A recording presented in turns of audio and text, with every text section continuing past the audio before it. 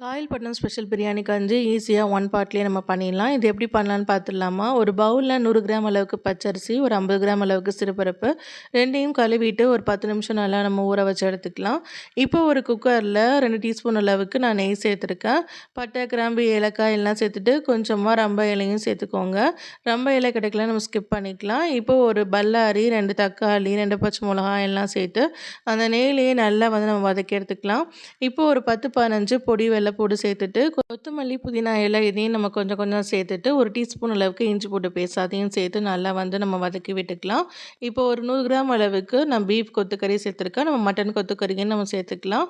1 teaspoon அளவுக்கு கரம் மசாலா, அப்புறம் 1 teaspoon அளவுக்கு உப்பு எல்லாம் சேர்த்து நல்லா மிக்ஸ் பண்ணி விட்டுட்டு, தேவையான அளவு தண்ணி சேர்த்துட்டு, நம்ம குக்கரை மூடி போட்டு ஒரு 10 விசில் மினிமம் நம்ம விட்டு எடுத்துக்கலாம்.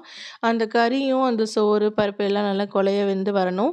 நல்லா குழைய வெந்ததுக்கப்புறமா ஒரு 1/2 மூடி தேங்காய்ல பால் எடுத்து, நம்ம அந்த தேங்காய் பாலையும் நம்ம சேர்த்து நல்லா மிக்ஸ் பண்ணி விட்டுட்டு, தேங்காய் பால் சேர்த்ததுக்கப்புறமா அந்த கஞ்சோட கன்சிஸ்டன்சியை பொறுத்து நம்ம தண்ணி சேர்த்துட்டு, நம்ம பிளெண்டர் வச்சு வந்து நம்ம ஒன்றும் பாதியுமா நம்ம பிளெண்ட் பண்ணி எடுத்துக்கலாம். ரொம்ப சோறா இல்லாமல் காயல்பட்டினம் கஞ்சி வந்து கொஞ்சம் மையா வந்து பிளெண்ட் பண்ணிடுவாங்க.